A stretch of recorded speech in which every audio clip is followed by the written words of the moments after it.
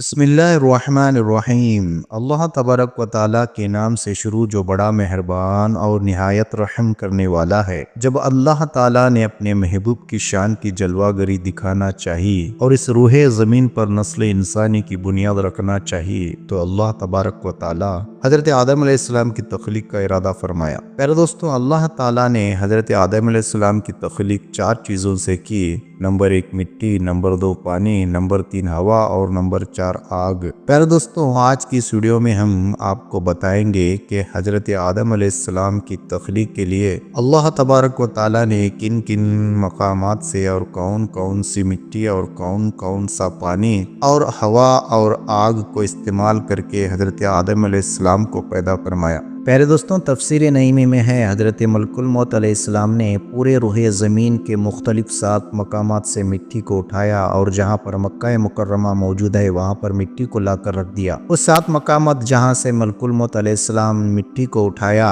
Number 1 مکہ مکرمہ، number 2 Taif, number 3 بیت المقدس، نمبر 4 ہندوستان اور نمبر 5 مقام ابو قبض اور نمبر 6 ادنا اور نمبر 7 مدینہ منورہ۔ یہی وہ 7 مقامات ہے جہاں سے ملک الموت علیہ السلام مٹی کو جمع کیا اور خانہ کعبہ کی جگہ لا کر رکھ دیا۔ دوستو، روایت میں آتا ہے کہ مکہ مکرمہ کی مٹی سے حضرت آدم علیہ السلام کا سر مبارک کو بنایا گیا اور بیت المقدس کی مٹی سے حضرت آدم علیہ السلام کی گردن مبارک اور مقام ادنا کی مٹی سے حضرت آدم علیہ السلام کا سینہ مبارک کو بنایا گیا اور ہندوستان کی مٹی سے آدم علیہ السلام کی پشت مبارک اور شکم مبارک کو بنایا گیا اور مدینہ پاک کی مٹی سے حضرت آدم علیہ السلام کا دل مبارک اور طائف کی مٹی سے حضرت آدم علیہ السلام کے جسم کے باقی اعضاء کو بنایا گیا۔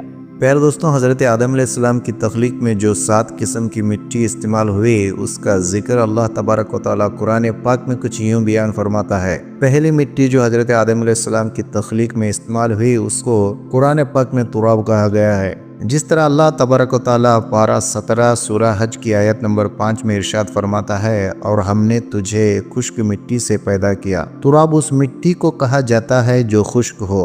اور دوسری مٹی حضرت آدم علیہ السلام کی تخلیق میں استعمال ہوئی اس کا ذکر قرآن پاک میں 3 کے لفظ سے ملتا ہے۔ 3 اس مٹی کو کہا جاتا ہے جو بھیگی ہوئی مٹی ہو یا نرم مٹی ہو۔ پیارے دوستو، 3 عربی زبان کا لفظ ہے جس کے معنی بھیگی یا گیلی مٹی ہے۔ اس مٹی کی خاصیت یہ ہے، یہ مٹی جہاں بھی ہوتی ہے وہاں کی زمین کو ہرا بھرا کر دیتی ہے۔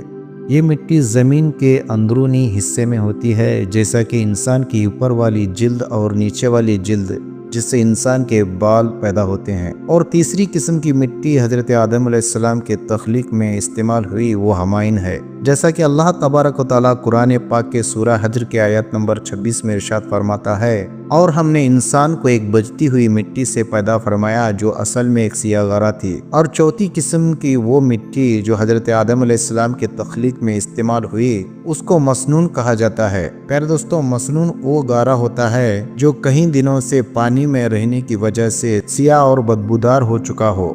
اور 5ویں قسم کی مٹی جو حضرت آدم علیہ السلام کی تخلیق میں استعمال ہوئی وہ طین العذب ہے۔ طین العذب اس مٹی کو کہا جاتا ہے جو لیسدار مٹی ہو، جیسا کہ اللہ تعالیٰ قرآن پاک کے سورہ صافات کی آیت نمبر 11 میں ارشاد فرماتا ہے، بے شک ہم نے انسان کی اصل یعنی حضرت آدم علیہ السلام کو لیسدار مٹی سے پیدا فرمایا۔ اور نمبر 6 پر حضرت آدم علیہ السلام کی تخلیق میں جس مٹی کو استعمال کیا گیا اس کو قرآن میں سلسال کہا گیا ہے، یعنی خنخناتی ہوئی مٹی۔ اور نمبر 7 پر حضرت آدم علیہ السلام کی تخلیق میں جس مٹی کو استعمال کیا گیا اس کو فخار کہتے ہیں، یعنی پکی مٹی یا تھیکری مٹی۔ پھر دوستو، اس طرح پورے روح زمین سے مختلف رنگوں کی اور مختلف قسم کی مٹی کو جمع کیا گیا، پھر اس سے حضرت آدم علیہ السلام کی تخلیق کی گئی۔ اس طرح حضرت آدم علیہ السلام کی تخلیق کے لیے مختلف قسم کی مٹی جمع کر لیا گیا، تو اس کے بعد اللہ تبارک و تعالیٰ نے اس مٹی کا غارہ بنانے کے لیے 7 قسم کے پانیوں کا استعمال فرمایا۔ نمبر 1 آب فرات۔ آب فرات اس پانی کو کہا جاتا ہے جو شیریں اور میٹھا ہو۔ نمبر 2 آب اجاج۔ آب اجاج اس پانی کو کہا جاتا ہے جو خارا پانی ہو۔ اور نمبر 3 آب سلسبیل۔ آب سلسبیل اس پانی کو کہتے ہیں جو صاف اور شفاف ہو۔ اور نمبر 4 آب تسنیم۔ آب تسنیم اس پانی کو کہا جاتا ہے جو خوشبودار پانی ہو۔ اور نمبر 5 آب رحیق۔ آب رحیق اس پانی کو کہتے ہیں جو پاک نشیدار پانی ہو جیسے کہ جنتی شراب۔ اور نمبر 6 آب کوثر۔ آب کوثر اس پانی کو کہتے ہیں جس کو پیتے ہی انسان اپنا دکھ درد اور تمام تکالیف بھول جاتا ہے۔ اور نمبر 7 آب رحمت۔ آب رحمت اس پانی کو کہتے ہیں جو رحمت والا پانی ہو۔ پیارے دوستوں، اس طرح حضرت آدم علیہ السلام کی مٹی کو ان 7 قسم کے پانیوں سے بھگویا گیا اور اس کا گارا بنایا گیا، اور اس گارے کے اوپر اللہ تبارک و تعالی نے 40 دن تک بارش برسائی۔ حضرت آدم علیہ السلام کے گارے پر 39 دن تک غم کی بارش ہوتی رہی اور 1 دن خوشی کی بارش برسائی گئی۔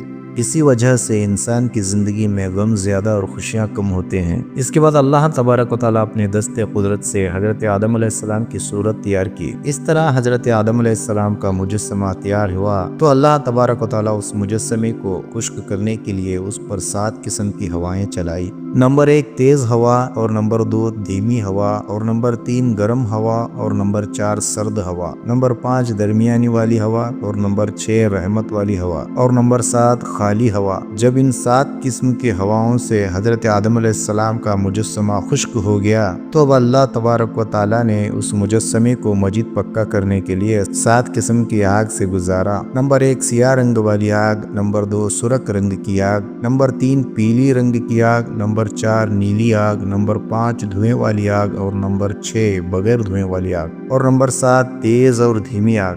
اس طرح اللہ تبارک و تعالیٰ نے حضرت آدم علیہ السلام کو 7 قسم کی مٹی اور 7 قسم کا پانی، 7 قسم کی ہوا اور 7 قسم کی آگ ملا کر پیدا فرمایا۔